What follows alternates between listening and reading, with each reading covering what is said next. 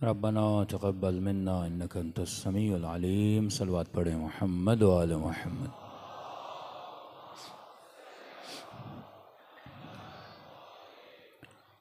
बिस्मिल्लाहिर्रहमानिर्रहीम।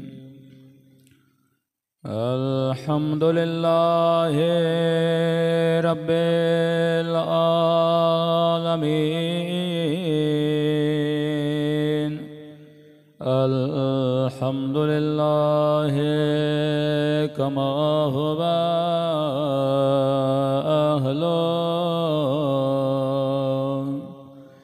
अस्सलातु वस्सलामु अला सय्यदिल मुरसलीन व ख़ातमिन नबिय्यीन अबिल क़ासिम मुहम्मद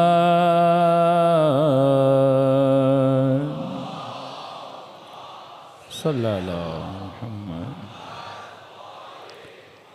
व अला आलिहि तय्यबीन अत्ताहिरीन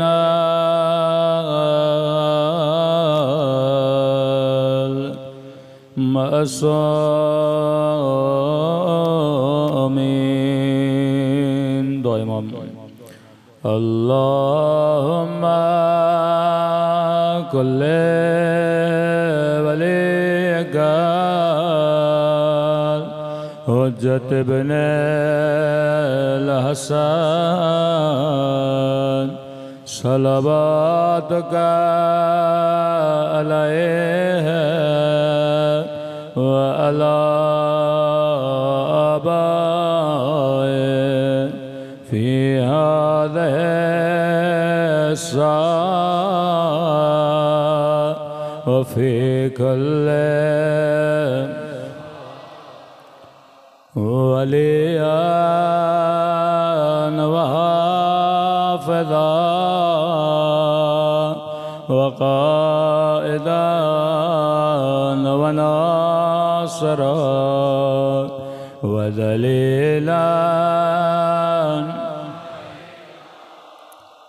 हत्ता तुस्किनहु अर्दक व तुमत्तिअहु फ़ीहा तवीला बिरहमतिक या अरहमर राहिमीन। सलवात पढ़े मोहम्मद व आले मोहम्मद।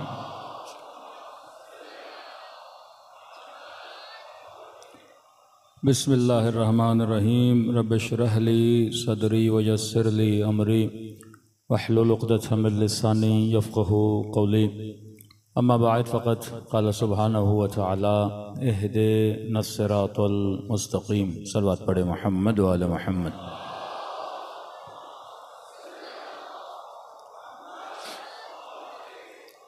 दुआ है परवरदिगार आलम हम सब की इबादतों को अपनी बारगाह आली में कबूल फ़रमाए और जो मकसद ज़िंदगी मकसद इबादत लेकर इन मजालिस में आते हैं खुदा उन मकासद में भी हम सबको कामयाबी नसीब फरमा दे।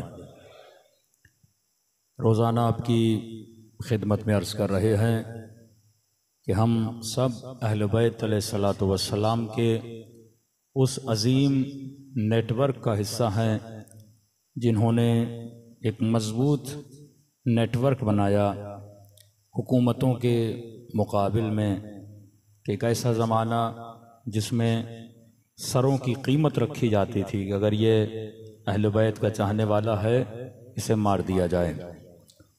मैंने कल मौला के एक सहाबी की मिसाल दी, मुअल्ला बिन खुनैस असहाबे सिर था इमाम जाफ़र सादिक़ अलैहिस्सलातु वस्सलाम का।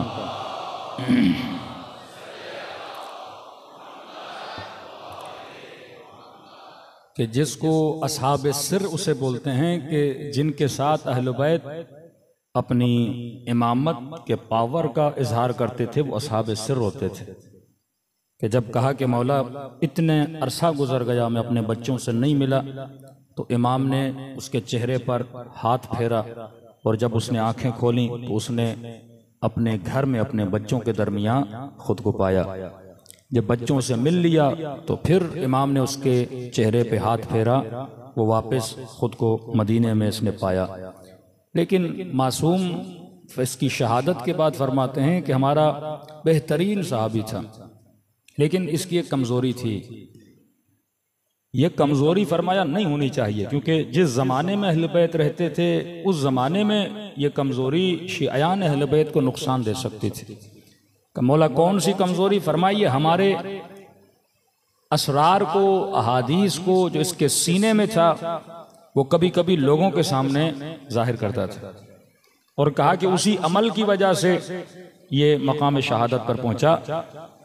कि इसकी शहादत के बाद जो दूसरा इमाम ने अपना नुमाइंदा बनाया, शेख मुफीद कहते हैं कि वो 40 साल तक, यानी ता ज़माने इमाम मूसा काज़िम और इमाम के बाद इमाम रज़ा के ज़माने तक भी वो इमाम का वकील रहा। तो शियों के लिए एक रेड अलार्म था कि अगर आप थोड़ा सा भी अपनी मोहब्बत का इजहार करोगे कि ऐसे ज़माने में, तो वहाँ पे कत्ल किए जा सकते हो। तो इमाम ने फरमाया हम जो दुश्मन की जंग को बर्दाश्त कर लेंगे, लेकिन हमारा चाहने वाला अगर राज को फाश करेगा तो हमारा पूरा नेटवर्क क्या हो जाएगा? खराब हो जाएगा। अब एक आदमी का काम ही यही है कि वो इमाम के ज़माने में लोगों से वजूहात को जमा करता है। कोई ईरान से आके पैसे दे रहा है, कोई अहवाज से आके पैसे दे रहा है, मुख्तलिफ इराक से आके कोई पैसे दे रहा है। अब जो लोग पैसे दे रहे हैं लिहाजा उनके नाम भी लिखे होते थे किस मोमिन ने कितना दिया, ताकि अगले साल फिर उससे उतनी कलेक्शन होती थी। लेकिन जब इनको पकड़ा गया हुकूमत के सिपाहियों ने, और पकड़ा भी तब जब इमाम शिशुम हज के लिए गए थे और इतना टॉर्चर किया, लेकिन इन्होंने किसी भी शख्स का उनको नाम नहीं बताया। तो इमाम फरमाते इसकी मदह और तारीफ है, यह मकाम शहादत पर नाइल हुआ। लेकिन क्या करता था, ये तो 4 दुश्मनों के अंदर हो जाता था, और दुश्मन अगर अमीरुल मोमिनीन को कुछ कहते थे या हमें कुछ कहते थे तो ये हमें दिफा में खड़ा हो जाता था और 4 फजाइल की आयतें पढ़ता था। उससे जाहिर हो जाता था ये किसका चाहने वाला है? हमारा चाहने वाला है। लेकिन कई ऐसे थे जिनका पता भी नहीं लगता था मासूम के चाहने वाले हैं, लेकिन अंदर से मासूमीन अलैहिस्सलातु वस्सलाम के लिए काम करते थे। सल्लल्लाहु पढ़े मोहम्मद व आले मोहम्मद पर।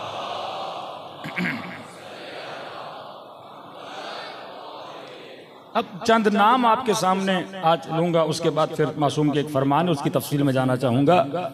कि अजीब है कि तकरीबन 18 से 20 मासूम ने वकील रखे, और 18 से 20 वकीलों का जो काम था वो एक था कि आप एक को वकील बनाते हो, कोई इंजीनियर हो, किसी को वकील बनाते हो मसलन कोई दुकान में कपड़ा बेचता हो।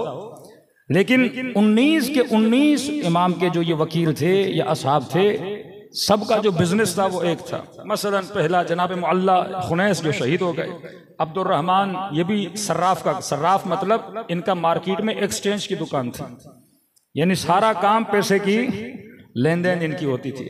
नसर इब्न कामूस जो इसके बाद बने, उनका काम भी क्या था? एक्सचेंज का काम था। इस्माइल इब्न इमरान इनका काम भी एक्सचेंज का। जाफर इब्न हयान इनका काम भी सर्राफ का। यूनुस इब्न अम्मार इनका काम भी एक्सचेंज का काम था। खारिजा इब्न मोहम्मद इनका काम भी एक्सचेंज का।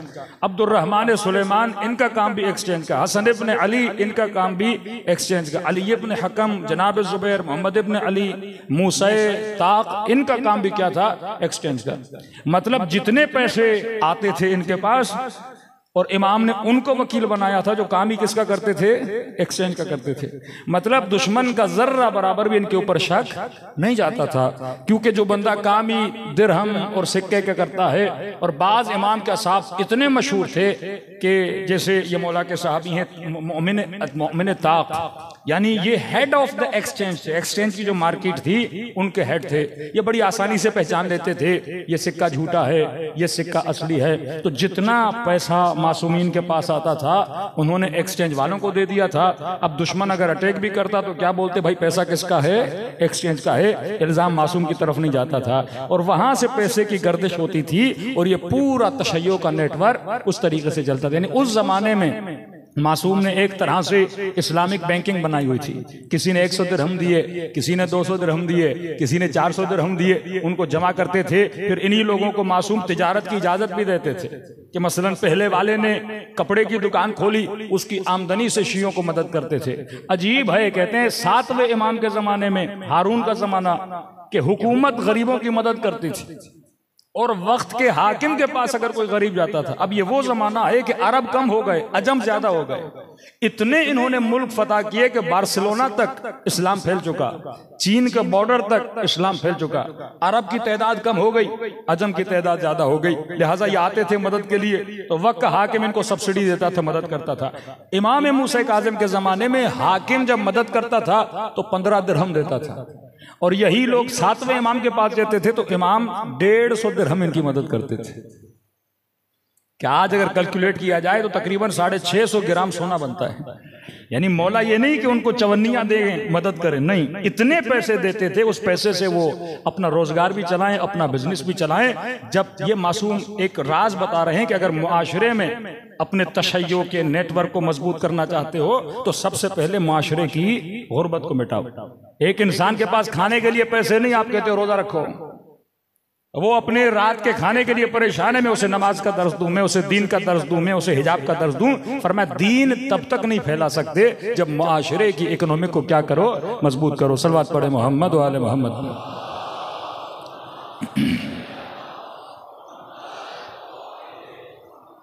कौन से मुआशरे मजबूत होते हैं? मासूमीन ने एक मजबूत तरीन सिफत रखी अपने असहाब में। ये बरमला हुकूमत अगर कोई गलती करती थी हुक्मरानों को टोकते थे। जैसे हम आज अपनी सियासत में बोलते हैं प्रेशर ग्रुप। अपने असहाब के जरिए से आपके छठे इमाम ने प्रेशर ग्रुप बनाया। या हाकिम गलती करता था और जिसने कत्ल किया इमाम के सहाबी को, इतना प्रेशर था आपके छठे इमाम का कि हाकिम को उसको किसास करना पड़ा। इतना प्रेशर था आले रसूल का कि मामून को, इमाम रजा को अपना वली अहद बनाना पड़ा। इस कदर उम्मत में अहले बैत अलैहिस्सलातु वस्सलाम ने अपना प्रेशर बनाया था। अब एक तरफ वो नजरिया जो कहे कि हुक्मरानों को अमर बिल मारूफ करने की जरूरत नहीं है, एक नजरिया अहले बैत अलैहिस्सलातु वस्सलाम का कि आप बगैर अमर बिल मारूफ, यानी जब तक, यही पाकिस्तान है, अगर बुराई के खिलाफ आप एक प्रेशर ग्रुप नहीं बनाओगे, एक हाकिम अगर उम्मत से नहीं डरेगा कि कल मैंने फिस्क व फुजूर किया, ये लोग मेरे खिलाफ उठेंगे और आवाज बुलंद करेंगे, कल इस मुल्क में मैंने बेहयाई को आम किया, ये प्रेशर ग्रुप होता है ना। हाकिम अल्लाह से डरे न डरे, क्योंकि उसने हुकूमत पे रहना है तो उसको किसका खौफ होना चाहिए? कम से कम अवाम का खौफ होना चाहिए।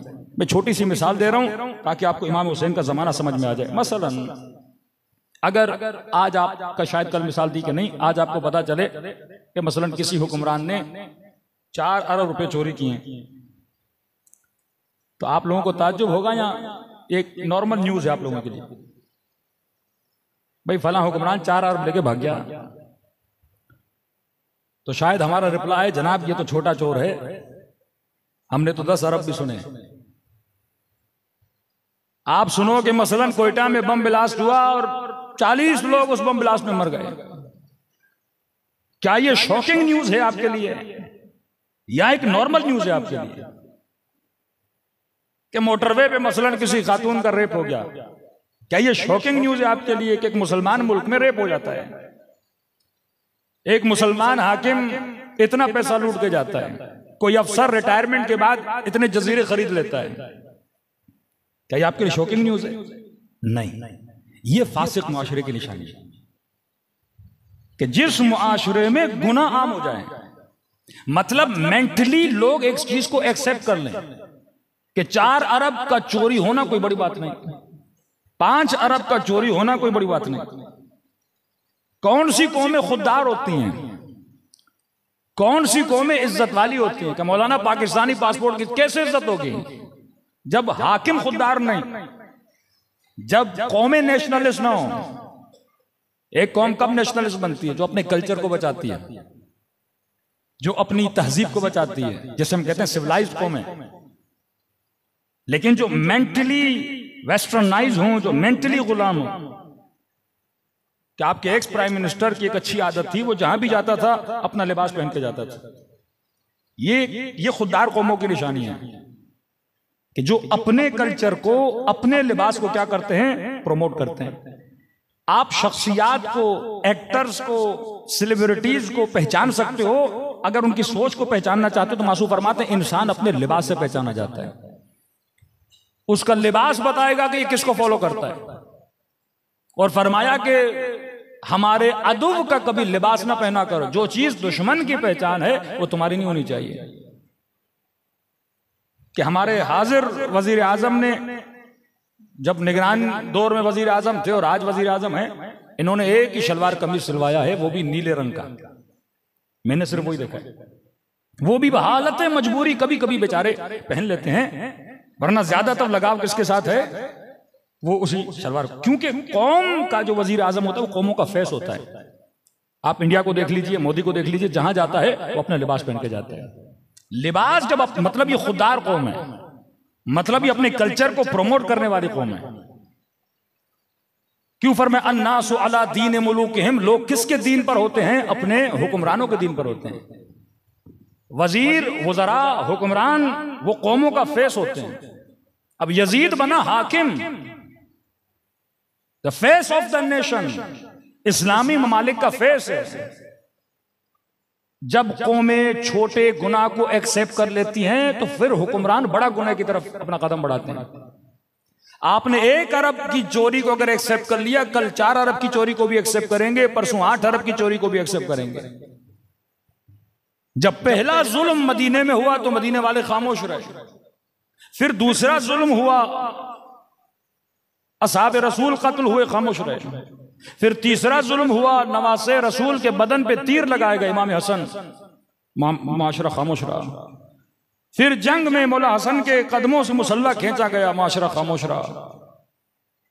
तब जाके करबला आती है। करबला एक नॉर्मल वाकया नहीं है शियों के लिए, स्टडी करना चाहिए भाई, क्यों हुआ वाकया करबला, असबाब कौन से थे, आलात कौन से थे।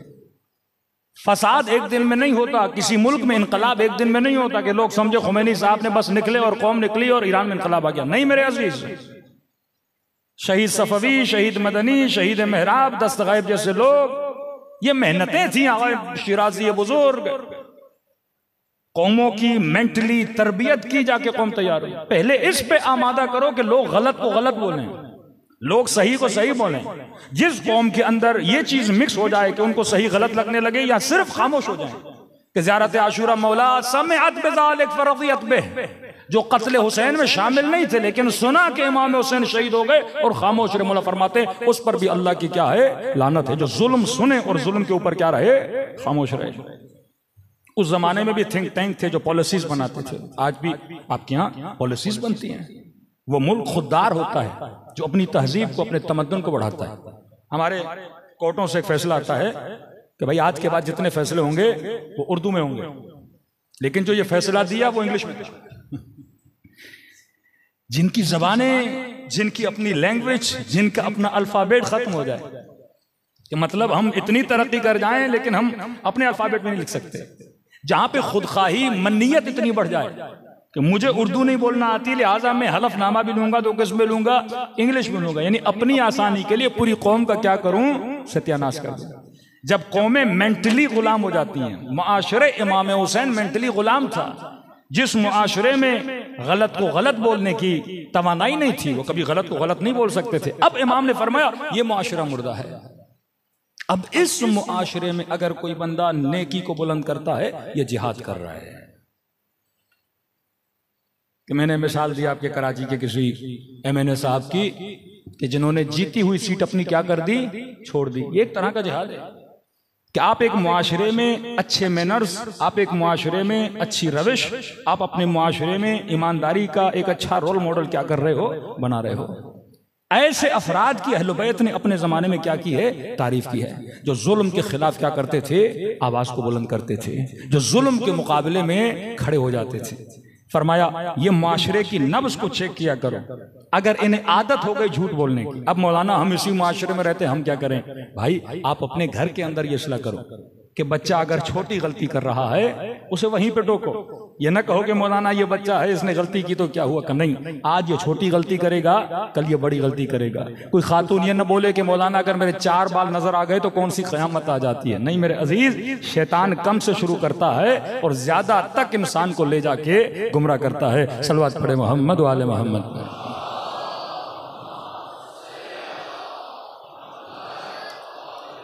मोहम्मद व अज्जल फरजहुम। एक अच्छी साइन है कि मसलन आपके माशरे में किसी हुक्मरान को ये गुनाह नॉर्मलाइज कैसे होता है। मसलन बता रहा हूं, आपके यहाँ कोई ड्रामा दिखाया जाएगा, ड्रामे में दिखाया जाएगा कोई एक्टर शराब पी रहा है, नीचे एक सबटाइटल आएगा कि शराब पीना हराम है, बच्चे ये सीन न देखें, बच्चों के लिए मना है। भाई फिर दिखा क्यों रहे हो? आपको क्या जरूरत पड़ी है एक ड्रामे में शराब पीना दिखा, और ये नीचे लिखो कि बच्चे ना देखें। जैसे अंग्रेज फिल्म बनाते हैं ना, लिखते हैं ये एडल्ट्स के लिए हैं, अंडर 18 न देखें, अंडर 13 न देखें। अब सबसे पहले जब आप ये पढ़ते हो ना अंडर 18 न देखें, आप पहले उसी को खोलते हो। फितरत इंसान है, जिससे इंसान को रोकोगे इंसान उसी चीज के अंदर क्या होना चाहता है, दाखिल होना। इसे कहते हैं गुनाह को नॉर्मलाइज करना, कि इतना दिखाओ, इतना दिखाओ आपके लिए नॉर्मल हो जाए। बदहिजाबी को नॉर्मलाइज कैसे किया जाएगा? क्या आपके यहां लक्स अवार्ड होता है? इस पूरे अवार्ड को मैनेज कौन करता है? Western mindset. भाई पाकिस्तान में एक अवार्ड हो रहा है तो आप पाकिस्तानी लिबास पहनाओ ना, आप अपने कल्चर को प्रमोट करो ना। हमारे घरों में खवातीन वो कपड़े नहीं पहनती जो कपड़े वहां की एक्ट्रेसेस को पहना के लाया जाता है, ताकि मुआशरे में बेहयाई को क्या किया जाए, नॉर्मलाइज किया जाए, ताकि आपकी आंखों को आदत हो जाए गुनाह को देखने की। जब आंखें आदी हो गई फिर आपके घर में अगर कोई ऐसा वाकया होगा, आंखों को आदत होगी, आप उस कदर गैरत का मुजाहिरा नहीं करोगे जितना पहले करते थे। तभी फरमाए आंखों को गुनाहों से बचाओ, कानों को गुनाहों से बचाओ। क्यों फरमाए अन्नासु अला दीन मुलूकिहिम, ये हुक्मरान है जो लोगों का दीन बनाते हैं। ये यजीद है जो लोगों को कातिल इमाम हुसैन बना रहा है, ये यजीद है जो लोगों को दुश्मन इमाम हुसैन बना रहा है। हाकिम को अगर खौफ नहीं होगा अवाम से कि भाई कल लोग मुझे टोकेंगे, आज बिजली चली जाए लोग निकलते हैं, लेकिन आपने देखा कभी कोई अपने दीन के लिए निकले, कभी कोई अपने ईमान के लिए निकले? आज सिर्फ फिक्र यह है कि मौलाना बच्चे ने फलां स्कूल में जाना है, वहां पे एजुकेशन बहुत अच्छी है, इंग्लिश बहुत अच्छी पढ़ाई जाती है, बच्चा ए लेवल कर रहा है, बच्चा ओ लेवल कर रहा है, लेकिन वो मासूम का फरामीन। ये नेटवर्क ऑफ अहलुल बैत अलैहिस्सलातु वस्सलाम कि अपने बच्चों को गलत महफिलों में न भेजा करो। फरमाया गलत दोस्त इंसान को तबाह बर्बाद कर देता है। ये कभी ये क्वेश्चन मुझसे यूरोप में बाज वालिदैन करते थे कि मौलाना बेटी 14 साल की हो गई, हिजाब छोड़ दिया बेटी ने। अब ठीक है वहां का बाप तो मजबूर है, ना बीवी पर कंट्रोल है ना बच्चों पर कंट्रोल है। लेकिन हैरत हुई इस साल मुझे पाकिस्तान से किसी पोश इलाके से फोन आया कि मौलाना बेटी ने ए लेवल कर लिया, अब मुझसे बहस कर रही है कि बाबा मैं हिजाब नहीं करना चाहता। और वो भी इतने मॉडर्न माइंडेड, मौलाना मैं क्या पूछ रहे हैं, मौलाना मैं क्या करूं, मैं कौन सी दलीलें दूं उसे, मैं कैसे उसको मुतमईन करूं। यानी पूरी अन्नासु अभी तो दुनिया में फरमाते हैं, ये खतरनाक जुमला है कि लोग दुनिया के गुलाम बन चुके हैं। फिक्र ये तो है कि बच्चा अच्छी एजुकेशन हासिल करे, अच्छी इंग्लिश बोले, लेकिन ये फिक्र नहीं है कि जिस स्कूल में जा रहा है उस टीचर का लिबास कैसा है।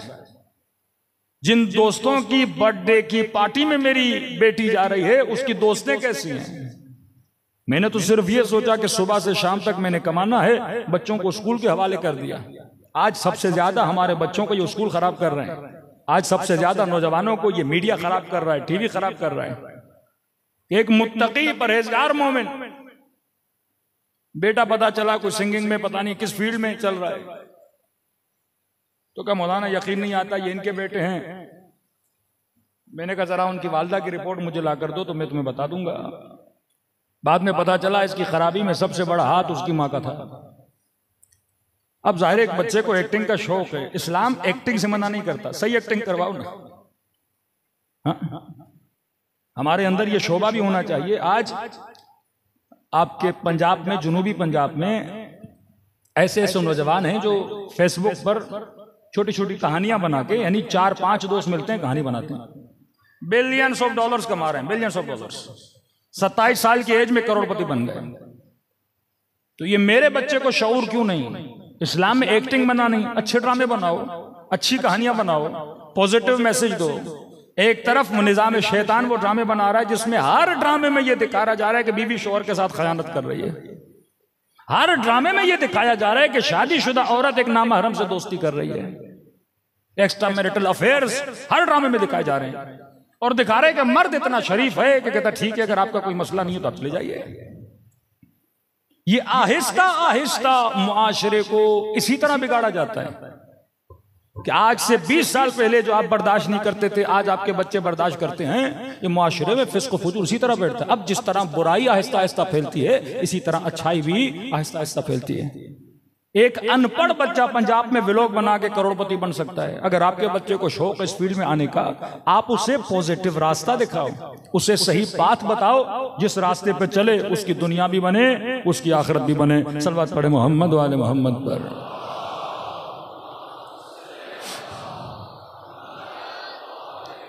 हमारी नस्लों ने जनाब मुख्तार को पहचाना फिल्म इंडस्ट्री से। हमारे बच्चों ने अमीरुल मोमिनीन की फिल्म देखी तो पता चला वलीद कौन था, फलां कौन था, फलां कौन था। इमाम रजा की हिस्ट्री का पता चला फिल्म से। जनाब यूसुफ की जिंदगी का पता चला फिल्म से, क्योंकि इंसान को तस्वीरें याद रह जाती हैं। और दुश्मन ने इसको हाईजैक किया, पूरी फिल्म इंडस्ट्री दुश्मन के पास है। आज फिल्म बनाना कोई बड़ी बात नहीं है। एक मोबाइल आपके पास हो, एक माइक आपके पास हो, आप व्यूअरशिप भी ले सकते हो, दुनिया भी बना सकते हो, अपनी आखिरत भी बना सकते हो। लेकिन इंसान के अंदर वो जिद्दियत होनी चाहिए। मासूमीन किस जमाने में किस तरह काम करना है, यह मासूमीन अलैहिस्सलातु वस्सलाम को पता होता था। कई ऐसे मासूमीन का साहब जिनको ड्यूटी दी, आपका काम है मुनाजरा करना। किसी को कहा तुम्हारा काम है फिक़ी मसाइल को हल करना। किसी को कहा यहां से चले जाओ, अहवाज में जाके क्या करो, तबलीग करो। यही इमाम रज़ा, कितना अच्छा सिनेरियो बनाया इमाम रज़ा ने कि डॉक्टर शरीयतें कहते हैं कि अमीरुल मोमिनीन का होना ही बाज लोगों के लिए मुश्किल का बाइस था, क्योंकि अहले बैत इतने अच्छे थे तो लोग हाकिमों को कंपेयर करते थे अहले बैत से कि अगर अली इतना आदिल है, आप आदिल क्यों नहीं हो? अगर अली के पास इतना इल्म है तो आपके पास इनका वजूद इनके लिए खतरे का बायस बना हुआ था। जिस तरह आज शियत का वजूद बाज लोगों के लिए खतरे का बायस बना हुआ है कि भाई इन्होंने हमें तंग करके रखा है। सारे मुसलमान चुप हैं, लुबनानी चुप नहीं होते। सारी उम्मत खामोश है इसराइल के मामले में, ईरान बार बार क्यों बोलता है? सारी उम्मत खामोश है, ये यमन वाले खामोश क्यों नहीं होते? यानी एक तरफ सुकूत कामिल और एक तरफ बसीरत कामिल, तो आपका वजूद उनको खटक रहा है। इसी तरह अमीरुल मोमिनीन का वजूद खटकता था, लोग कंपेयर करते थे। 7वें इमाम के जमाने वजूद खटकता था, यहां तक कि उनको फौजी छावनियों तक महदूद कर दिया ताकि लोगों की इनकी मुलाकात न हो। यहां तक कि मासूम को आप मस्जिद में भी नहीं जा सकते, क्योंकि लोग आपकी नमाज देखते हैं, फिर हमें कहते हैं आप नमाज क्यों नहीं पढ़ते। तो मुआशरे में किसी अच्छे गुरु का होना, किसी अच्छे लोगों का होना, वो मुल्ज़म करता है उन बदकारों को कि लोग बोलें कि जब ये अच्छा हो सकता है तो आप अच्छे क्यों नहीं हो सकते। सल्लल्लाहु पढ़े मोहम्मद वाले मोहम्मद पर। और ये नहीं कि मासूमी ने सिर्फ अपने ज़माने में, बाज़ औक़ात तय्युल अर्ज़ करके अपने शियों की मदद करते थे कि ये उलझनें जब पैदा हुई, मराजे के हवाले से मैंने एक किस्सा जिक्र किया। शेख अब्बास क़ुम्मी अपनी मफ़ातिह जनान में लिखते हैं कि एक इस्फ़हान का ताजिर, देखिए मासूम तायद किस तरह फरमाते हैं कि आज अगर मैं इस नेटवर्क को मजबूत करना चाहता हूं माली मदद के जरिए, खुम्स देखें, तो मुझे शक है कि पता नहीं ये इमाम ज़माना तक पहुंचता है कि नहीं पहुंचता। कि अल्लाह कहता है ना, तुम जो बकरे ज़बा करते हो उसका गोश्त मुझ तक नहीं पहुंचता, लेकिन तुम्हारी नीयत मुझ तक पहुंच जाती है। तो ये इस्फहान का ताजिर कहता है कि मैं अपना खुम्स लेके नजफ गया, तो नजफ में कुछ मराजे थे, मैंने उनको दिया। एक को मैंने मसलन 1 लाख रुपया लेगा, एक को मैंने 30,000 दिया। बसरा गया, वहां पे एक और मरजा था, मैंने उसे 30,000 और दे दिए। काजमैन गया, वहां पे एक और मर्जा थे, मैंने 40,000 उनको दे दिए। काजमैन गया, मैंने ज़ियारत की इमाम मूसा काजिम की। फिर सामिरा गया, मैंने ज़ियारत की इमामैन हुमामैन की। कहता अब जब वापसी पे पलट रहा था, शब जुमा थी, तो वापसी के रास्ते पे मेरी मुलाकात एक सैयद बुजुर्गवार से हुई। बड़ा नूरानी चेहरा, सैयद वाला लिबास। तो उन्होंने मेरा नाम लेके कहा कि फलानी कहाँ जा रहे हो। तो मैंने कहा मैंने ज़ियारत कर ली, अब लंबा सफर है, मैंने वापस ईरान जाना है। तो कहा देखो आज शब जुमा है, और शब जुमा मेरे जद की ज़ियारत करने का बहुत बड़ा सवाब है। अब ये क्या समझ रहा है, कोई सैयद है तो ये सवाब मत गवाओ, ज़ियारत करो फिर जाओ। तो मैंने कहा ठीक है सैयद बुजुर्ग, अगर आप कहते हैं मैं आपके साथ, आप भी जा रहे हैं, हमें भी जा रहा हूं, हरम शब जुमा है, मेरे जद की ज़ियारत करो। कहते हैं हम के साथ चलने लगे। कहते हैं रास्ते में एक जमीन का प्लॉट था, वो किसी सैयद का था। वक्त के हाकिम ने उस प्लॉट पे रोड बनाया, कब्जा करके किसी सैयद के घर पे रोड बना दिया। हमारे मराजे का फतवा था कि क्योंकि ये मकान गस्बी है तो शिया इस जमीन से न गुजरे, क्योंकि गस्ब हो चुका है। तो जैसे वो प्लॉट आया तो मैंने उस प्लॉट से दूरी इख्तियार की। तो इन्होंने कहा कि दूर क्यों जा रहे हो। मैंने कहा मराजे का फतवा है यहां से नहीं गुजरना। का फतवा सही है, लेकिन क्योंकि ये हमारा ही प्लॉट है लिहाजा हम तुझे इजाजत देते हैं कि यहां से गुजरो।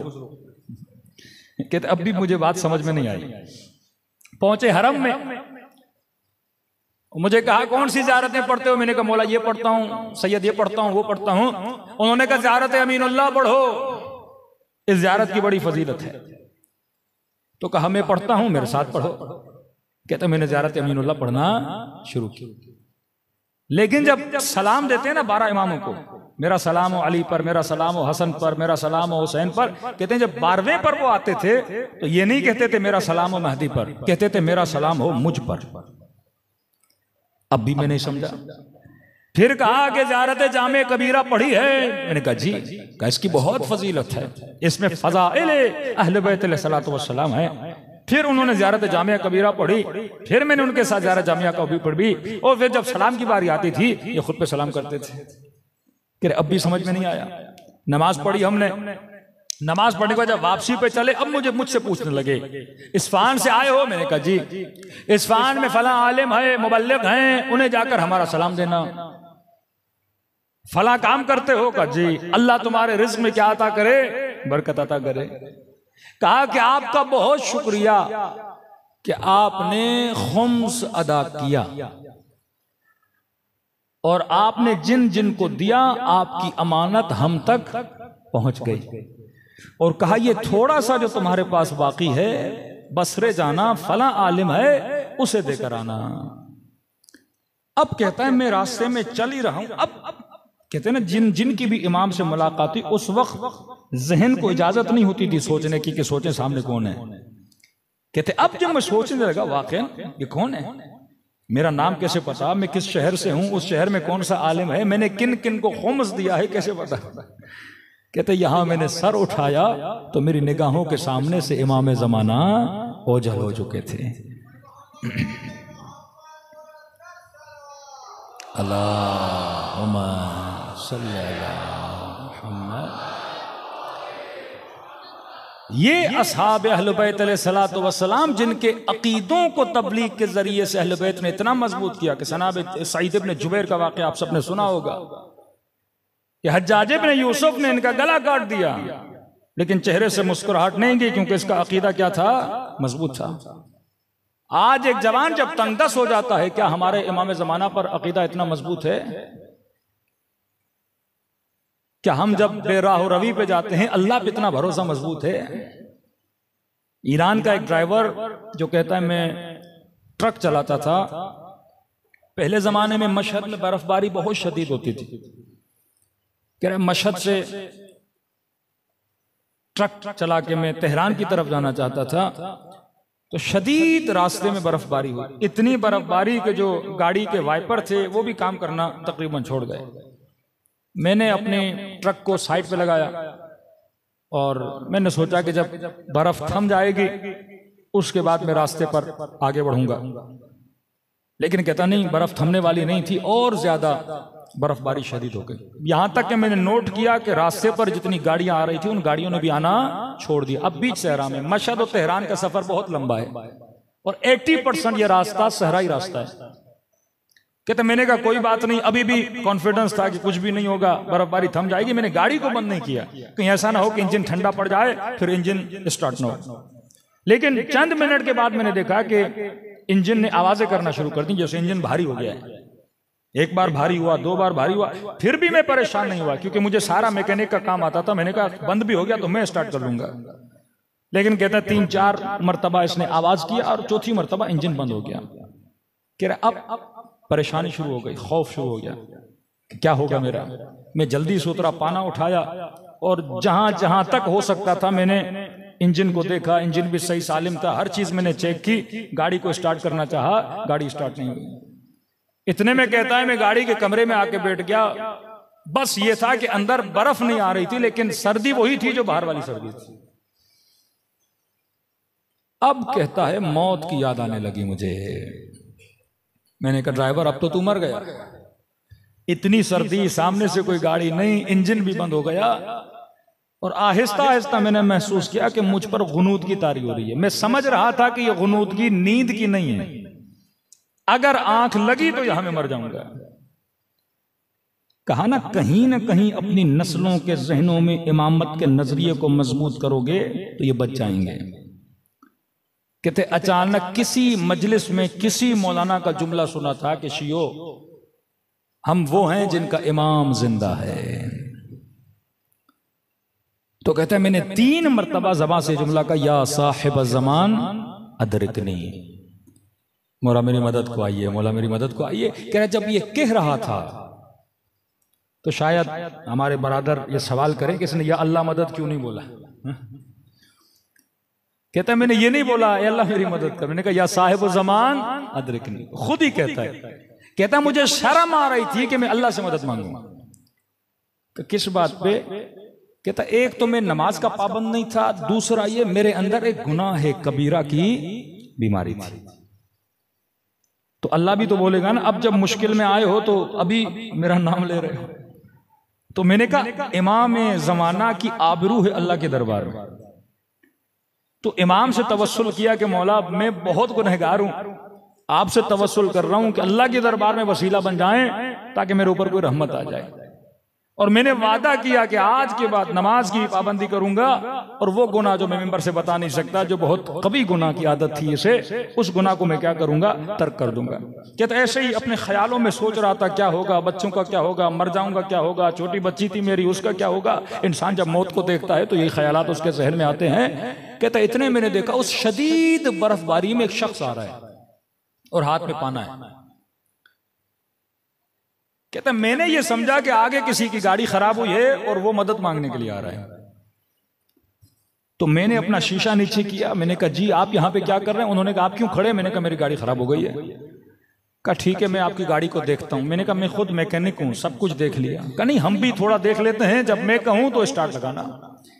कहता है वल्लाह मैंने नोट किया कि जब उसने इंजन के ऊपर सिर्फ उसने अपने हाथ रखे, यहां तक कि उसने कोई पाना वाना भी नहीं लगाया, नहीं, सिर्फ उसने हाथ रखे और मुझे कहा कि क्या करो, स्टार्ट करो। कहते यहां मैंने स्टार्ट किया, मेरी गाड़ी क्या हो गई, स्टार्ट हो गई।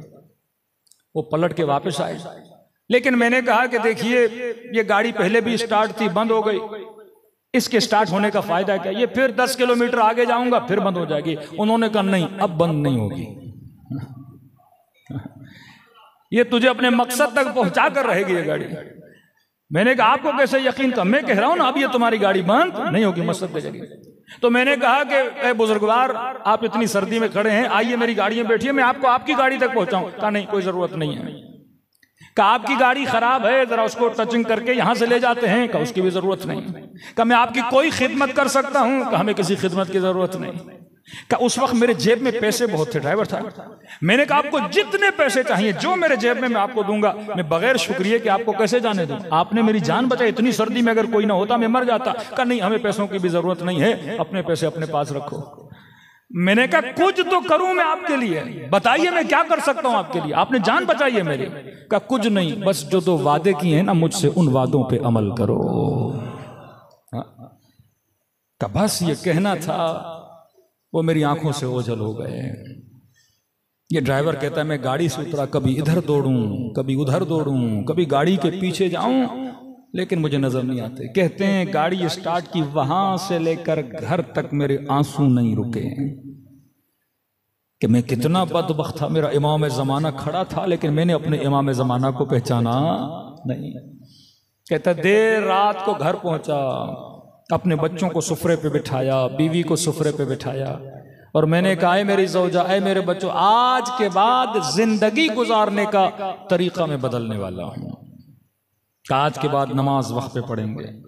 ज़ौजा को कहा देख आज के बाद अपने हिजाब में सुस्ती न करना। बच्चों को समझाया कि बच्चों ये करना। कब मेरी बीवी इतनी खुश हुई, कहने लगी कि मैं तो कब से चाहती थी तू दीनदार बने, लेकिन तू दीनदार नहीं बनता था, लेकिन ये बता तेरे अंदर तब्दीली कैसे आई। इसने वाकया सुनाया कि इमाम ज़माना मुझे नजर आए थे, मौला ने मेरी जान को बचाया। कहता जब ड्राइवरों के बीच में गया या अजान का वक्त हुआ, सारे ड्राइवर चले गए खाना खाने। मुझे कहा तू भी चल खाना खा। मैंने कहा नहीं, पहले मैं नमाज पढ़ूंगा, बाद में खाना खाऊंगा। ताज्जुब करने लगे, आज तू बड़ा मुत्तकी बन रहा है, आज तू बड़ा परहेजगार बन रहा है। ताने देने लगे इतने दिन तू क्या करता था, आज कैसे बन गया। क्या ये मेरा कमाल नहीं है, ये फर्जंद ज़हरा का कमाल है। तो कभी कभी इस तरह से जिनके अकीदे बातिन में मजबूत होते हैं, अहले बैत ज्यादा अकीदों को मजबूत कराने के लिए अपनी ज़ियारतें करवाते हैं। सलवात पढ़े मोहम्मद व आले मोहम्मद।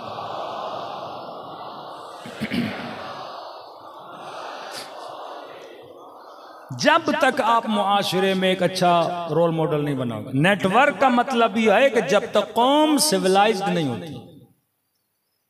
सिविलाइज्ड का मतलब क्या, जिनका अमल एक जैसा हो, जिनका कौल जिनका फ़िल एक जैसा हो। आज आप एक शिया को किसी सरकारी ऑफिस में उठाएं और किसी अहले सुन्नत, अमल एक है। सिर्फ यह है कि इसने या कोई कड़ा पहना है, या इसने कोई लॉकेट पहना है, या इसने मुहर्रम में काले कपड़े पहन लिए, कहते हैं मैं शिया हूं। का नहीं, छठे इमाम के जमाने में बाजार में पहचाने जाते थे ये अली के शिया हैं, ये जाफर के शिया हैं। अबू ज़र को लोग दूर से पहचानते थे ये अली का शिया है। ये उल्गू और रोल मॉडल बनते थे लोगों के लिए। जब तक हम इस नेटवर्क में रोल मॉडल नहीं बनते। आज आप अपने नूहे खानों को देखा है कि जितनी भी नूहों की वीडियोस आती हैं वो उसमें क्लिप किसके डालते हैं, ईरानियों के डालते हैं, इराकियों के डालते हैं। 80% मातम के क्लिप किसके होते हैं, ईरानियों के होते हैं। हमारा क्यों नहीं डालते। आपका सबसे बड़ा नूहे खान नदीम सरवर बारहा अपने नूहों में कह चुका कि मेरी दिली तमन्ना है कि मैं नूहा पढ़ूं और आप ऐसे मातम करो जैसे ईरानी नज्म और ज़ब्त के साथ करते हैं। मतलब अभी तक वो नज्म हमारे अंदर पैदा नहीं हो सका कि बासिम करबलाई जब हरम इमाम हुसैन में नुहा पड़ता है, लाखों का मजमा होता है और उसके नुहे पे एक साथ हाथ ऊपर जाता है, एक साथ हाथ नीचे आता है। ये किसका कमाल है कि आज हमारा सबसे बड़ा नुहे खान तमन्ना कर रहा है कि मेरी कौम ऐसी हो, लेकिन बना नहीं सका उस कौम को वैसा। हमारे सारे नुहों की रिकॉर्डिंग स्टूडियो में होती है, लेकिन आप करीमी देखें, मोहम्मद रसूली देखें, वो भी रिकॉर्डिंग हुसैनियों में करते हैं, इमाम बारगाहों में करते हैं, रिकॉर्डेड होते हैं नुहे, लेकिन आपको महसूस नहीं होता रिकॉर्डेड है। क्यों? क्योंकि वो अपनी अंजुमन को बुलाते हैं, वही नुहा पढ़ते हैं, लेकिन वो नज्म आपको नजर आता है। हमारे अभी तक वो नज्म पैदा नहीं हो सका। अगर कोई नुहे खानी करता है, सारे कोई कैमरा लेता है, कोई क्या करता है, एक अजीब सा माहौल होता है। जब तक आजादारी को कल्चर नहीं, लोग अट्रैक्ट कैसे होंगे? जब आप में नज्म होता है तो दुनिया देखती है 10 लाख लोग खड़े एक साथ हाथ उठा रहे हैं, एक साथ हाथ सीने पे आ रहा है, और एक बंदा इनका हाथ उठवा रहा है और हाथ सीने पे ला रहा है। इनके नूहे खान में इतना पावर है कि एक आवाज देते हैं मुख्तदा सदर, पूरा मजमा खामोश। लाखों का मजमा, यानी जब आगा रहबर तकरीर करते हैं मिलियंस का मजमा होता है, लेकिन सुकूत कामिल, शऊर कामिल। कौम कौम बनती है जब उनकी हरकत, उनकी सकनात में क्या आ जाता है, सुकून आ जाता है। ये सोशल मीडिया के जमाने की कुछ पॉजिटिव चीजें, कुछ नेगेटिव चीजें भी हैं। पहले लोग बशीर टेक्सला आयतुल्लाह बशीर के जमाने में, आगा नक्कन के जमाने में, पिछले उलमा पुराना दौर देखें, आज से तकरीबन 24 साल पहले इसी इमाम बारगाह में अपने उस्ताद के साथ में 2001 में 13-14 साल हमारी एज थी। उस जमाने में लोग ये पूछते थे कि फलां अशरे का टॉपिक क्या है, फलां खतीब क्या पढ़ रहा है, फलां खतीब क्या पढ़ रहा है। लेकिन आज वो माहौल नहीं है। आज तबर्रुज जाहिली का माहौल आ चुका है। मजमा कितना है, गाड़ियां कितनी हैं, प्रोटोकॉल कितना है। यार इल्म होना चाहिए कि आप किसी मजलिस में जा रहे हो, क्या ले रहे हो, कौन सी फिक्र ले रहे हो, कौन सा बदलाव आपकी जात में आ रहा है। जब तक मजालिस मेयारी नहीं होंगी तब तक कौमों की कोई तरबियत नहीं होनी। हदीस रसूल फरमाया वला तबर्रजू तबर्रुज जाहिलिया, आखिरी जमाने में बुर्ज बनना छोड़ देना कि सिर्फ मैं देखा जाऊं, कुछ भी करके देखा जाऊं। ये पूरी प्रैंक इंडस्ट्री जो निकली है इसीलिए निकली है कि मेयार खत्म हो गया कि अच्छाई क्या है, बुराई क्या है। जब तक मेयार आप अच्छाई को नहीं बनाओगे, लेकिन अगर मेयार ये बन जाए कि सिर्फ मैंने दिखना है, फरमाया ये कौन सा जमाना है, ये तबर्रुजे जाहिली का जमाना है। मीडिया इंसान को फायदा भी देता है, मीडिया इंसान को नुकसान भी देता है। तो जिन कौमों में नज्म हो, जिन कौमों में जब्त हो, वो कौमें दुनिया के लिए मशअले राह बनती हैं। वाकयान आप देखेंगे हजारों का मजमा होता है, एक नूहे खान उनको कंट्रोल कर रहा होता है। क्यों? क्योंकि अंजुमनों के अंदर ट्रेनिंग्स होती हैं। हमारे यहाँ तो सिर्फ एक मातम होता है ना, वहां 3 तरह के मातम है। स्लो मातम चलता है, मीडियम मातम चलता है, स्पीड के साथ मातम चलता है। और नूहे खान एक जुमला बोलता है, पूरे मजमे को वो जुमला क्या होता है, याद होता है। ये आपके उलमा की मेहनतें हैं कि आज अल्लाहुम्मा कुल्ले वली कल हुज्जत इब्न हसन पढ़ते हैं, पूरा मजमा साथ पढ़ता है। पूरे मजमे से पूछिए कि आपने अल्लाहुम्मा कुल्ले वली कहां सीखी? मजलिसों से आपने सीखा ना। ये सारी तालीमें जब इज्तिमाई तौर पर कौम एक अमल को सीखती है, उस अमल में खुदा बरकत भी लाता है, तरक्की भी लाता है। सलवात पढ़े मोहम्मद व आले मोहम्मद।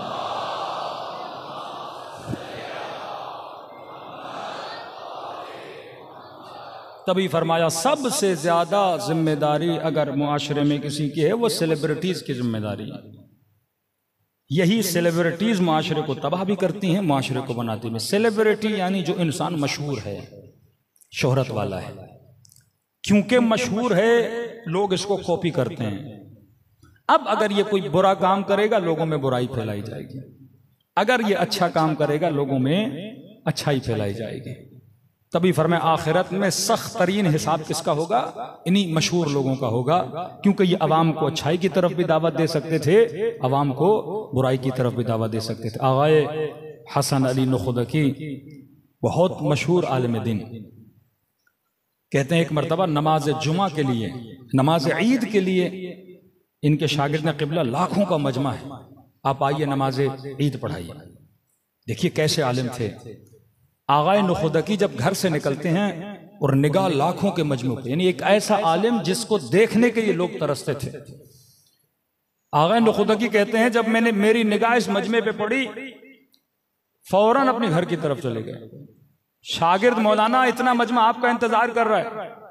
इन्होंने अपने शागिर्द को भेजा कि इनको बोलिए जाके नमाज पढ़ाएं। यहां लोग मजमों के लिए तरसते हैं, फोटो निकालने के लिए कि हमारा फोटो आ जाए। कमे नहीं आऊंगा, मिन्नत तमन्ना मौलाना आइए, कमे नहीं आऊंगा। शागिर्द को भेजा, नमाज जुमा हो गई, शाम को सारे मिलकर मौलाना कि हमसे नाराज हैं, क्यों नमाज ईद नहीं पढ़ाई? का अपने नफ्स को मारने के लिए। का क्या मतलब? का जब मैंने निगाह पड़ी ना मजमे पे, तो मेरे जहन में ख्याल आया कि ये सारा मजमा मेरे लिए आया है। कोई खतीब मजमे को देखे और पहला ख्याल है मेरे लिए आया है, हुसैन के लिए नहीं आया। मैंने कहा सारा मजमा मेरे लिए आया है। उसी वक्त मैंने कहा आज अगर नमाज पढ़ी तो मुशरिक हो जाओगे, नफ्स को इतना मजबूत कर लोगे, ये तकब्बुर उज्ब तुम्हारे अंदर आ जाएगा, लोग मेरे लिए आएंगे। मैंने कहा नहीं, आज नहीं पढ़ाऊंगा। आज किसको भेजा? शागिर्द को भेजा। ये है नुखदकी कि इमाम रजा किसी मोमिन के ख्वाब में आते हैं कि मौला मेरी हाजत इमाम फरमाते हैं, नुखुदकी के कब्र पे जाओ और दुआ मांगो, खुदा उसकी खातिर तुम्हारी दुआ को कबूल कर लेगा। ये मकाम इस मर्जा अहले बैत का, क्योंकि इनके अंदर अखलाकी सिफात थी। इमाम खुमैनी मिंबर पर जाते हैं और खुद की तंबीह करते हैं उस मिंबर पर, कई लोगों वाय हो मुझ पर अगर मैं ये सोचूं ये मजमा मेरे लिए बैठा है, कि तुम्हारे दिलों में अगर खुदा ने मेरी मोहब्बत भी डाली है वो अल्लाह की वजह से है, कि अगर मेरा एक ऐब तुम लोगों के सामने आ जाए तो मेरी इज्जत एक दिन में खुदा मिलिया मेट कर सकता है। अजीज बनाने वाला खुदा, जलील बनाने वाला खुदा। और यही इताअत करबला के मैदान में अब्बास अलमदार इमाम हुसैन की करते हैं। कि ये जुमले अहले बैत अलैहिस्सलातु वस्सलाम फरमाते, जब नहर फुरात से गाजी अब्बास पानी लेकर आ रहे थे तो एक जुमला कहा, क्या ए फौज अशकिया, अगर तुम मेरे दोनों बाजुओं को भी काट लो, मैं अब्बास अपने दीन को नहीं छोड़ूंगा। आगा आली बहुत बड़े खतीब है ईरान के, कहते मैंने बड़ा सोचा कि दुश्मन बाजू काटना चाह रहे हैं और अब्बास कह रहे हैं कि खुदा की कसम मैं अपने दीन को नहीं छोड़ूंगा। कि हमारी नजरों में दीन क्या है? नमाज। हमारी नजरों में दीन हज। हमारी नजरों में दीन सोम सलात और ज़कात। लेकिन यहां मामला ना नमाज का था ना ज़कात था, किस चीज का मामला था? गाजी क्यों कह रहे हैं कि अगर मेरे बाजू भी काट तो मैं अपने दीन को नहीं छोड़ूंगा? कहा कि देखा जाएगा कि गाजी अब्बास के हाथों में क्या था। का जब नजर पड़ी तो अब्बास के हाथों में पानी का मशकीज़ा था और पूरी कोशिश कर रहे थे कि तीर आंख पे लगे पर मश्क न लगे, बाजू कटे पर मश्क न गिरे, खेमे तक कुछ भी हो जाए मेरा बदन जख्मी होता है लेकिन मश्क न गिरे। तो कहा कि समझ नहीं आई, पानी का मश्क अब्बास का दीन कैसे बना? पानी का भी दीन बनता है कि आप कहो कि मैं अपने इस दीन को नहीं छोड़ूंगा? कब पानी भी दीन होता है? तो उलमा ने लिखा पानी का मश्क दीन नहीं था, क्योंकि हुसैन ने कहा था पानी लाओ। हुक्म इमाम दीन है। मौला कहे ना 10 मिनट यहां बैठो, ये दीन है। मौला कहे आंखें बंद करके खड़े हो जाओ 1 घंटा, ये दीन है। कि अब्बास हुक्म हुसैन को दीन मान रहे हैं। और जब मश्क पे तीर लगाना तो ये दुआ किया, खुदा अब नहीं चाहता मेरा लाशा खैमों तक चला जाए। इताअत कितनी, कहते हैं 2 मुहर्रम को फौज अशकिया ने कहा कि खैमों को हटाया जाए नहर से। कहते हैं जैसे ऑर्डर आया, गाजी अब्बास सिपह सालार थे, हजरत अब्बास ने अपनी तलवार से एक लाइन खींची और फरमाया अगर किसी में जुर्रत है जब तक मैं जिंदा हूं इस लाइन को पार करके दिखाए। लिखने वाले लिखते हैं चेहरे पे इतना जलाल के खून जमा पड़ा है अब्बास के चेहरे पर, आस्तीनों को पलटा हुआ है और तलवार हाथ में ली हुई है कि है किसी में जुर्रत के आगे आए। सैयदा ज़ैनब फरमाती इमाम हुसैन अचानक मेरे खेमे में आए और चेहरे से ऐसे लगा कि इमाम हुसैन थोड़े परेशान हैं। मैंने कहा भाई हुसैन क्या हुआ? फरमाया ज़ैनब आपने सुना होगा कि अब्बास ने खत खींची है और बड़े जलाल में हैं और दुश्मन को ललकारा है कि किसी में जुर्रत है कि आगे आकर दिखाए। सैयदा ज़ैनब ने फरमाया कि भैया हुसैन अब्बास के होते हुए किसी की जुर्रत है कि खेमों को हाथ लगाए? फरमाया बहन ज़ैनब मैं चाहता हूं कि खेमे हटा दिए जाएं, मैं अभी जंग नहीं चाहता। तो सैयदा ने कहा हुसैन कैसी बातें कर रहे हैं? अगर आपकी ये मर्जी खेमे हटा दिए जाएं जाके अब्बास को बोल दीजिए। आज तक हुआ कि आप कुछ चाहें और अब्बास न करे। मुती अल्ले मौला ज़ारत मुती अल्ले अम्र मौला, अपने मौला के अम्र की ऐसी इताअत की कि मिसाल बने। आज करबला जाओ तो 2 रोजे नजर आते हैं, दूर से ऐसे लगता है दोनों इमामों को रोजे हैं। का मेरी ज़ियारत से पहले अब्बास की ज़ियारत किया करो। तो कहा कि हुसैन आप कह दीजिए, अब्बास ने आज तक आपको रोका तो नहीं है। सैयदा फरमाती इमाम हुसैन बैठ गए। फरमाया बहन ज़ैनब जब हसन के जनाजे पे तीर चले थे मेरे अब्बास को इतना जलाल था, तलवार निकाली कि बस हुसैन मुझे इजाजत दीजिए। मैंने फौरन बाजुओं को रोका था। मैंने कहा अब्बास अभी नहीं, करबला का। चुप हो गया मेरा गाजी। का ज़ैनब जब बेअत के लिए मुझे दरबार में बुलाया और उसने तौहीन की, इतना जलाल था, तलवार निकाली कि मौला सर कलम करके कदमों में रख दूं। मैंने फिर बाजू को रोका। मैंने कहा अब्बास अभी नहीं, करबला का। ज़ैनब याद है जब हुर ने रास्ता रोका था, लजाम फरस में उसने हाथ डाला तो मेरे अब्बास को इतना जलाल आया, तलवार निकाली कि मौला जंग अभी शुरू करता हूं। मैंने कहा अब्बास अभी नहीं, करबला का। ज़ैनब अब तो करबला भी आ गई। क्या कहूं अब्बास को, अब क्यों नहीं लड़ना। इतनी मोहब्बत भाई की भाई से कि दिल नहीं तोड़ना चाह रहे अब्बास का। अब सैयदा ज़ैनब का किरदार बड़ा अजीब है। कई बातें इमाम हुसैन जनाब रुबाब से नहीं कर पा रहे, लेकिन सैयदा ज़ैनब से करते हैं। कहते नहीं, नन्ना सा लाशा जब इमाम हुसैन लाए तो बीबी रुबाब जाके खेमे के कोने में बैठ गई कि कहीं ऐसा ना हो इमाम हुसैन को मेरा सामना करना पड़े और ये सोचें कि मां को क्या बताऊं। फिर जाते थे सैयदा ज़ैनब से बातें करते थे अपने मन को हल्का करने के लिए। सैयदा ने कहा हुसैन आप ना घबराइए, मैं अब्बास से बात करती हूं। इमाम हुसैन चले गए। बीबी ज़ैनब ने कहा अम्मा फिजा मेरे गाजी को बुलाओ। जनाब फिजा फरमाती हैं मैंने दूर से खेमे के दर से गाजी अब्बास को पुकारा। कहती हैं बड़े जलाल में खड़े थे कमरे बनी हाशिम, आस्तीनों को पलटा हुआ, माथे पे पसीना बह रहा है, माथे पे सुर्खी और जलाल है कि दुश्मन को ललकार रहे हैं, आओ और आगे आकर दिखाओ। और जैसे फिजा कहती है मैंने आवाज दी, समझ गए कि मुझे अहले हरम में से कोई बुला रहा है। और मुझे इशारा कि अम्मा फिजा वहीं रुके रहे, मैं खुद आता हूं। फिजा फरमाती है जैसे अब्बास आ रहे थे ना तो आस्तीनों को सीधा कर रहे थे,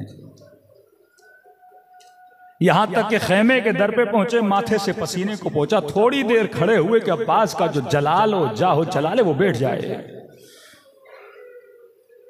कब बिल्कुल खेमे के दर पे ऐसे खड़े हुए जैसे छोटा बच्चा अपनी मां के सामने खड़ा होता है। इतना अदब अब्बास के वजूद में। ये चाहते हैं इमाम ज़माना हमसे, इतनी इताअत अब्बास में। बहन है लेकिन इताअत देखिए। कब बड़े धीमे लहजे में वहां जलाल में बात कर रहे थे, पसीना पहुंचा, आस्तीनों को सीधा किया और कहा कि आकाज़ादी आपने मुझे बुलाया। बीबी ज़ैनब ने कहा अब्बास अंदर आओ। कहते हैं जानू में अदब लगा के सैयदा के सामने बैठे, जी मेरी आकाज़ादी। कहा अब्बास दुश्मन ने ललकारा है। कहा जी आकाज़ादी मैंने खत खींच दी है, आपको घबराने की जरूरत नहीं। किसकी जरूरत अब्बास के होते हुए खेमों पे हमला करे। जब तक मैं जिंदा किसकी जरूरत हुसैन पे आज भी आए। बीबी ज़ैनब को बड़ा प्यार आया। कहा अब्बास बहन कुर्बान जाए तुझ पे। अब्बास देखो मैं जानती हूं तुझे बड़ा जलाल है, लेकिन देखो हुसैन चाहते हैं कि खेमे हटा लिए जाएं। अब्बास तेरा गुरूर है, अब्बास तूने खत खींची है। मैं ये नहीं कहती कि तू जा खत मिटा, नहीं, तू खेमे में बैठ, मैं अकबर को भेजती हूँ, मैं कासिम को भेजती हूँ, वो जाके खत मिटाएंगे, खेमे हटाएंगे। तुझे दुश्मन का सामना भी नहीं करना पड़ेगा कि अब्बास ने ललकारा था। कहीं शर्मिंदगी हो कि आकाज़ादी मैंने तो चैलेंज किया है। क्या तू बैठ जा, मैं अकबर को भेज देती हूं। फिजा कहती है मंजर देखकर मैं रो पड़ी कि गाजी फौरन खड़े हुए, कहने लगे आकाज़ादी अब्बास का गुरूर क्या होता है, अब्बास की मर्जी क्या होती है। औना मोहम्मद क्यों जाएंगे, अकबर क्यों जाएगा। अगर मेरा हुसैन चाहता है अपने हाथों से खत मिटाऊंगा।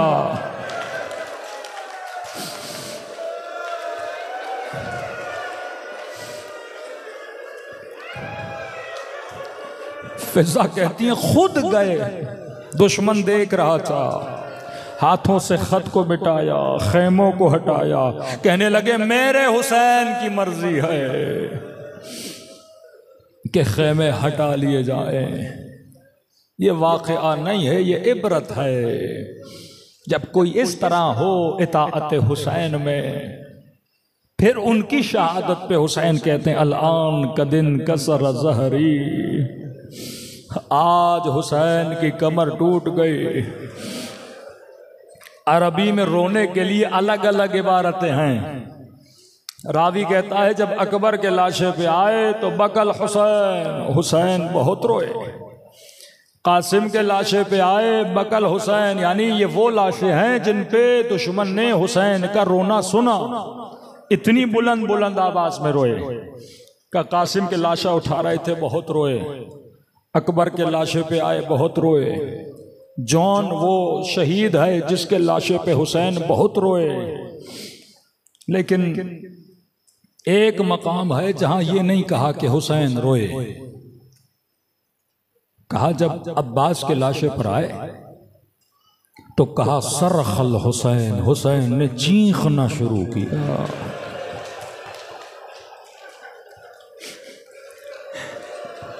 कहते जब चीखना शुरू किया ना तो फौज अशकिया में हलहला हुआ, फौज ने हंसना शुरू कर दिया कि अब हमने हुसैन को हरा दिया। उस पर रो के कहने लगे अब्बास उठो, ये तेरे हुसैन पे हंस रहे हैं। क्या गुजरी मेरे आका हुसैन पे। ये रात बाबुल हवाइज की रात है, ये रात अब्बास अलमदार की रात है। वाक़यात इतने हैं मेरे पास गाजी अब्बास के, लेकिन वक्त में गुंजाइश नहीं है। मोजज़ात हैं अब्बास अलमदार के। वक्त मिला तो कल शायद एक दो बयान भी कर दूं। दिलों को करबला की तरफ रवाना करें, सलाम करें शहीद करबला पे, सलाम करें मजलूमियत हुसैन पे। कि रावी कहता है जब हसन के जनाजे से तीर निकाल रहे थे ना, भाई के लिए बड़ा मुश्किल होता है भाई के बदन से तीर निकाले। कहते हुसैन बहुत रोए और कहते हैं फिर यही हुसैन था जो हसन के बच्चे के बदन के टुकड़े जमा कर रहे थे। फिर यही हुसैन थे जो अब्बास जैसे भाई के बाजू फिर उठा रहे थे। लेकिन एक वक्त आया सदा देकर कहने लगे ऐन ऐन अखी अब्बास, ऐन अली अकबर, ऐन हबीब इब्न मज़ाहिर। जब तक वो तन्हा रह गए। दिलों को करबला की तरफ रवाना करें, खुलूस से दिल से सलाम करें अपने आका की मजलूबियत। अस्सलाम अला हुसैन व अला अली इब्न व अला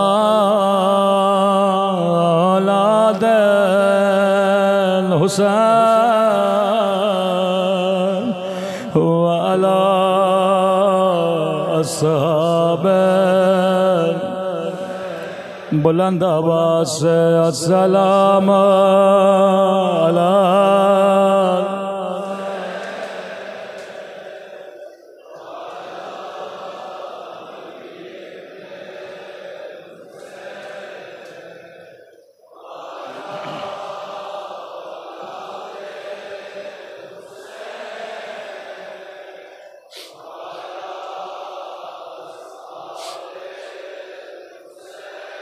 बुलंद आवाज़ से अस्सलाम अला हुसैन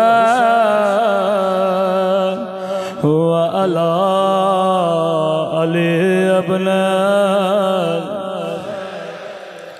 व अला औलाद व अला अस्हाब। आवाज थोड़ी बढ़ा दें सब मिलके। अस्सलाम अला व अला अली इब्न व अला औलाद हुसैन व अला अस्हाब। मेरा सलाम उस दर्द भरे मंजर पे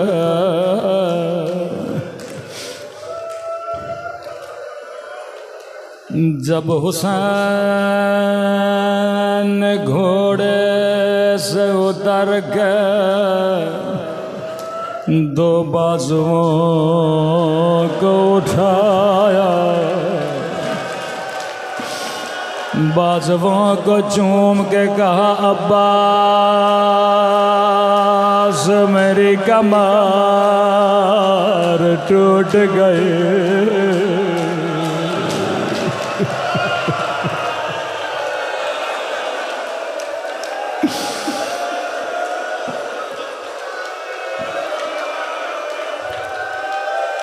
खुदा आपको करबला की ज़ियारत नसीब कराए। खुदा आपको अब्बास की ज़रे दिखलाए। हरम के कुछ खादिम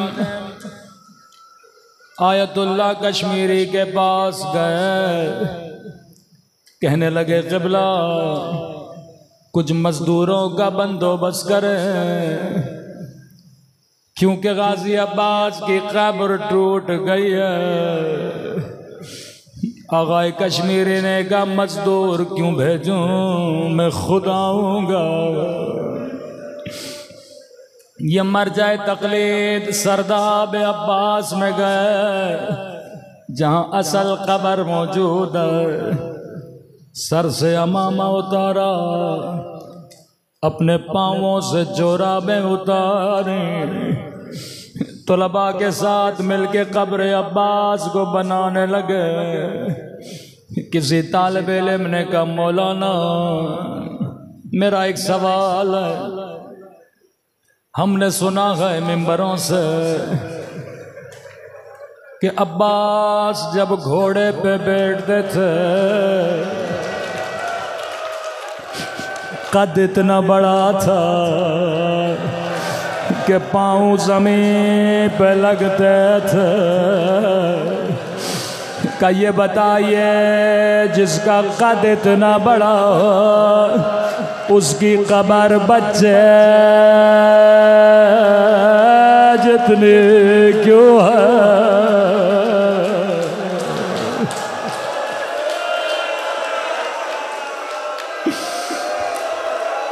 आगाए कश्मीरी ज़ारो कतार रोने लगे, कहने लगे तूने कभी सोचा हबीब हुसैन के साथ, अकबर हुसैन के साथ अब्बास नहर फुरात के किनारे क्या कर रहे? का चौथे इमाम जब जनाजा उठाने गए, इरबान इरबान बदन के टुकड़े टुकड़े हो गए थे, अबा के दामन में जमा किया, नन्ही सी कब्र खोदी।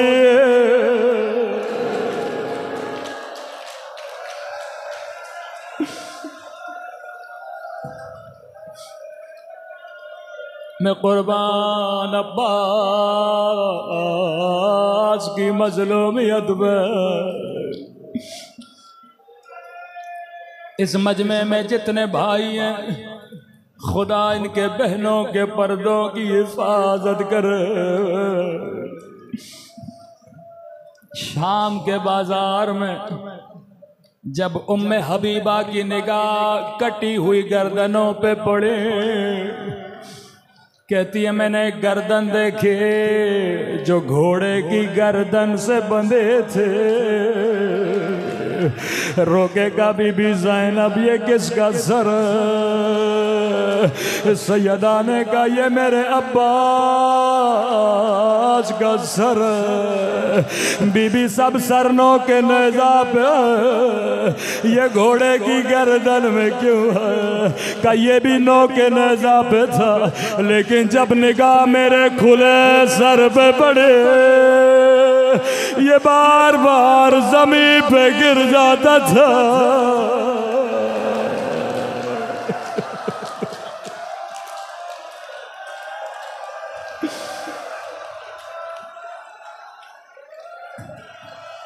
मैं कुर्बान गैरत अब्बास पर मौला हुसैन की खिदमत में आए। मौला अब मुझसे सकीना का रोना देखा नहीं जाता। मौला छोटे छोटे बच्चे आते हैं मेरी उंगलियों को पकड़ते हुए, चचा हमें प्यास लगी है, चचा थोड़ा पानी पिला दे। मौला कद ज़ाक़ सदरी, मेरे सीने में बड़ी घुटन है। बड़ी मजलूमियत से इमाम ने कहा अब्बास तू मेरे लश्कर का सिपह सालार है। सर झुकाया, कहा मौला अब कोई लश्कर न रहा, मुझे इजाजत दे, पानी लो। फरमाया अब्बास ज़ैनब को तुझ पे बड़ा नाज है, अगर ज़ैनब इजाजत दें मैं भी नहीं रोकूंगा। सीधा गए सैयदा ज़ैनब के खेमे में, आका ज़ादी इजाजत मांगने आया हूँ। उसी तरह ज़ानुए अदब लगा के बैठ गए। सैयदा ने कहा अब्बास जानती हूँ क्यों आए हो, मैं ज़ैनब तुझे रोकूंगी नहीं, लेकिन अब्बास मेरी कुछ बातें सुनता जा।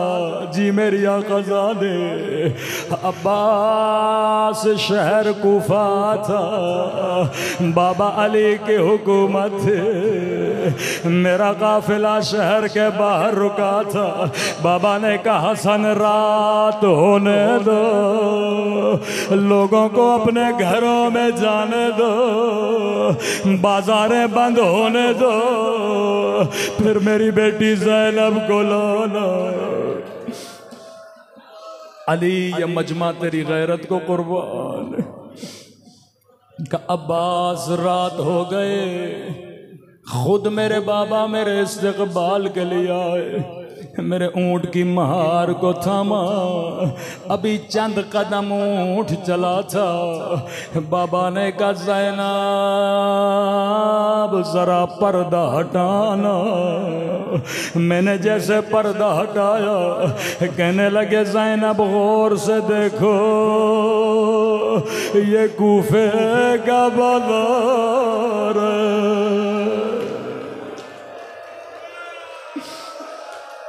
अल्लाह जाने अब्बास ने सुन कैसे लिया। अब्बास में सोच रहे थे बाबा बाजार मुझे क्यों दिखा रहे हैं। फिर सवारी आगे बढ़े, फिर कहा ज़ैनब जरा पर्दा हटाना। कहा ज़ैनब गौर से देखो ये कूफियों के घर है। मैं सोचने लगी बाबा मुझे क्यों दिखा रहे हैं। फिर सवारी आगे बढ़े, कहा ज़ैनब जरा पर्दा हटाना। मैंने पर्दा हटाया, कहा ज़ैनब गौर से देखो ये कूफे का चौक। अब्बास मेरी समझ में कुछ भी नहीं आया। मैंने कहा बाबा अगर बाजार दिखाना है हसन को दिखाइए, अगर चौक दिखाना है हुसैन को दिखाइए। बाबा बेटी और बाजार।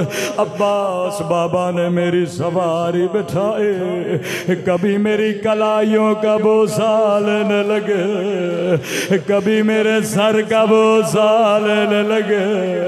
रोके का ज़ैनब यही बाजार होगा। तेरे हाथों में रस्सियां,